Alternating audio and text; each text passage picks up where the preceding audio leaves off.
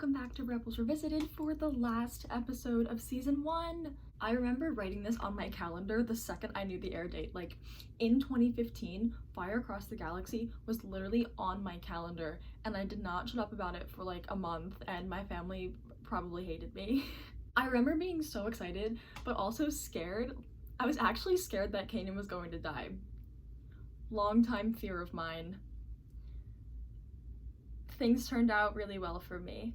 And I remember all the promo on Disney XD, all the hype surrounding the episode. Ugh, the nostalgia. Alright guys, I'm so excited. Let's do this. This is Fire Across the Galaxy Revisited.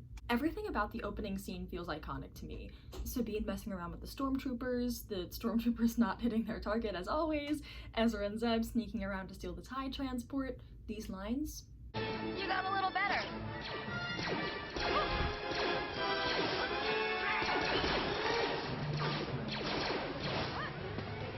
But I got a lot better.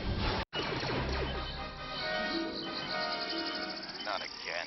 Just the whole thing. Was this scene released beforehand promotionally? Because I feel like I have really strong memories tied to it. The iconic stolen tie. The confession of its existence is so funny. The tie we stole a while back, we didn't exactly crash it. And by didn't exactly, you mean? We didn't crash it. We kept it hidden.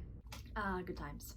This tie is literally the precursor to the Purgil twist. You know, like something that's introduced in a filler episode earlier on that like we kind of all forgot about, and then it comes back and it comes in clutch in the end. This is just, it's the Purgils on a smaller scale.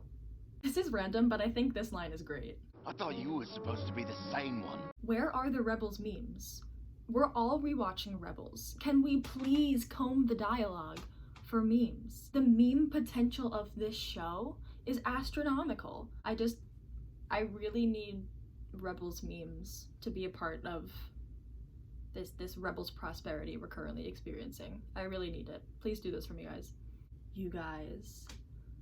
Regarding rescuing Kanan, Hera says, "It doesn't make military sense, but Kanan is family." I know I talked about it in the last video, but the duality of Hera, you know, the way that she's like that, the way that she's such a military leader type, and she's strategic, and she's all about helping the cause, and her love for Kanan is the one thing that holds a candle to that. Oh my god. And like, you know, I like that she can be both things at once. I like that she can be like a tactical and good military leader here, but she can also be a compassionate and maternal figure in the Ghost Crew. I like that she gets to be both. Oh, speaking of Kanan, let's see how he's doing in the interrogation room. Oh, he's not doing good. No, not even kidding. I know I said this last time, but the screams from the hallway haunt me. Kanan is going through so much. Like, this is physical and mental torture. The Inquisitor knows exactly what to say to make the deepest cut into Kanan. Order 66 shaped Kanan into the man he is now. The experience, like, literally created the man called Kanan Jarrus. There is no deeper pain than that for him. The Inquisitor forces him into thinking about that horrific memory and puts the most negative twist on it by calling Kanan a coward and validating every dark thought Kanan's ever had, saying that Balaba's death was somehow his fault. I've said it before, but that's the most terrifying thing about the Inquisitor. Like, maybe he could kill you with ease, sure, but it's the mind games that are the scariest thing. It's the mind games that put the knot in your stomach. Kanan's just being put through so much. Like, listen to how Freddie Prinze Jr. delivers this. Tell me, Jedi, what was her last word to you? Run. And look at his face. Look at his freaking face! No, actually look at his face though. Knock the design all you want, but the detail in the animation is superb.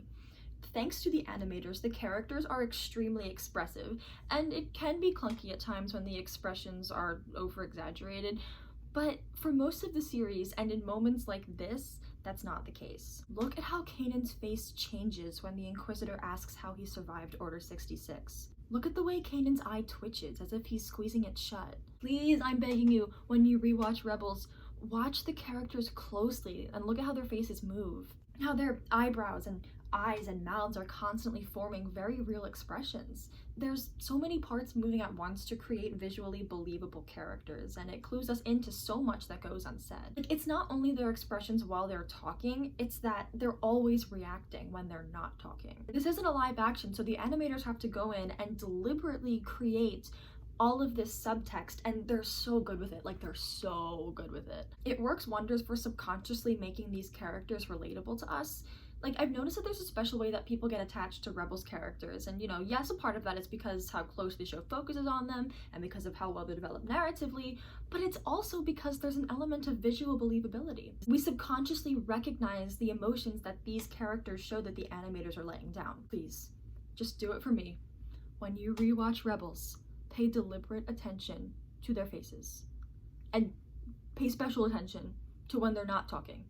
The whole interrogation plot hits different, and I know that I've spent a lot of time on this, but it just hits me really hard. I know that there were torture sequences like all the time on the Clone Wars, and that one dude even died from it, but the way it's done on this show just hits different. And I think it comes down to the intimacy of this interrogation plot.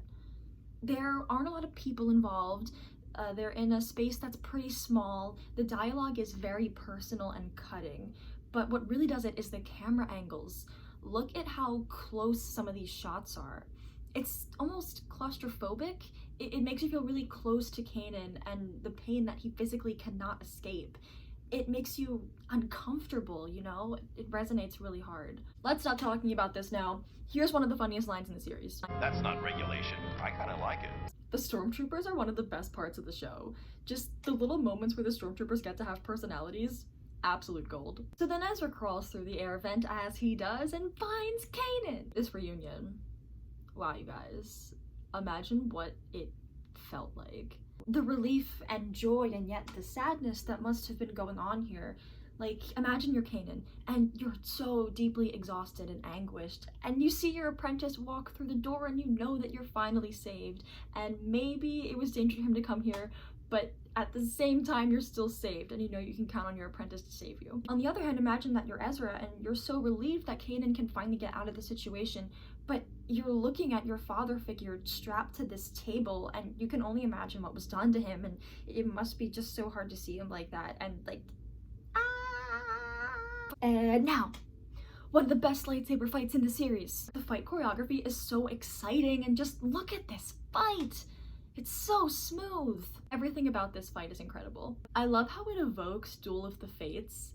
Like, musically, it definitely evokes Duel of the Fates, especially with the use of a choral element.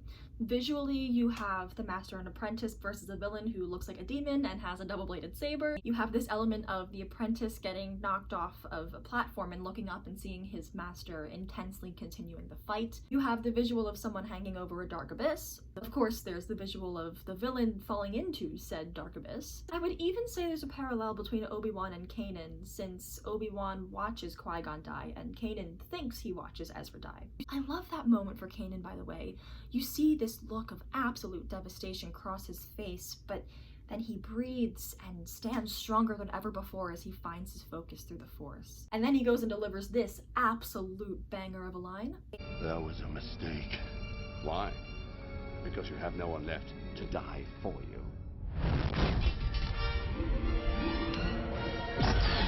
No, because I have nothing left to fear. Now over to Ezra. Luckily, he's not dead. He wakes up by hearing the voices of his family in his head, both his past family and his present family, which I love. His face! He's gonna have scars for the rest of the series now!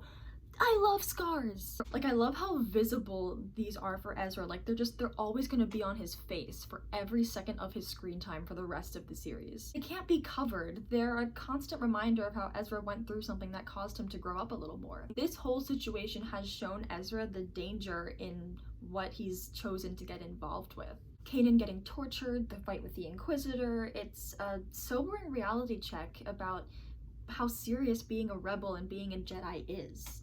It's forcing Ezra to mature, and the scars are permanent proof of that growth. And then we look back to Kanan, who's living his best life. My man is fueled by the Force right now. You can feel it when you watch him. Like, he could barely walk a minute ago, but now he's put his trust in the Force, and it's just flowing through him, and then he delivers the rawest line in the entire series. You were right. I was a coward. But now I know there's something stronger than fear. Far stronger. The Force. Let me show you how strong it is. Man, Kanan has some good quotes. I love a good suicide in the first season of my Y7 kitty cartoon. But actually, that was quite sobering and powerful. It immediately makes Vader incredibly imposing in the context of this series because the Inquisitor chose to kill himself rather than face Vader with his failure. It also inspired the other rawest line in the entire series. There are some things far more frightening than death. Chills. I have chills. And now things start to wind down. Kanan and Ezra prepare to escape and contact the crew. Hera smiles real big when she hears Kanan. This line happens. The Inquisitor's time! Well, we know he's not gonna use it. You know what, kid? You worry me sometimes. That's like low-key my favorite joke on the show. The other rebels show up! What an exciting moment! The show expands at long last as the idea of a larger rebellion is finally tangible. Hera and Kanan reunite, and they're in love, and they love each other. And then, one of my favorite moments on the entire show, that moment of Ahsoka descending the ladder will be forever ingrained in my mind. Like, the way it felt to see her return! Unparalleled. I was so excited when this happened, I think I just slid off the couch. Like, I could not contain myself, and I just rolled onto the floor.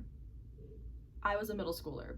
I did stuff like that. Give me a pass. And the ultimate ending of the episode. Vader officially stepping in. He doesn't even have a line, but he doesn't need one. His reputation precedes him in this case for sure. He's already imposing enough. He just breathes. And all the other sound cuts out, and it's just him breathing over the title card, and we all collectively get full body chills. Way to go out with a bang, you know? It's so powerful that Ahsoka and Vader officially entered the series in back-to-back scenes, but with leadership roles on opposite sides of the war. That's sad. It only gets more sad. I just want to reflect on season 1 real quick now that I've finished it. Overall, I love season 1. I definitely have the most nostalgia and the most vivid memories tied to season 1 by far. And it's honestly so much better than people give it credit for. There's not a single episode this season that I would want to skip. It does an incredible job of setting up these characters and starting their development. They're each given depth, like, from the get-go. There's also some really incredible episodes in the season, like Rise of the Old Masters, Path of the Jedi, the whole last arc, honestly, the last 3 episodes, Spark of Rebellion. Like, these are episodes where I would even rank them among episodes from the rest of the series. There's already so much depth and complexity to the series, even in season 1. I was able to meaningfully dive in and analyze things throughout the whole thing. So yeah, I love season 1 and I had a great time revisiting it. I just want to thank you guys again for following along with this project of mine. It's really not possible or worth it without you guys. If I didn't have people who were willing to engage with this, I would just as well be talking to a brick wall. But that's not what happened, and you guys always show up and have fun with me. I can't tell you how much I appreciate people who like and comment and share. You know, I've been so surprised by the reception that I got. I love Rebels so much, and for the longest time, I didn't know if I could share that love outside of strictly the Rebels fandom. It means a lot that you guys are showing up and loving this show. So, seriously, thanks for watching. Thank you so much for watching, and may the Force be with you always.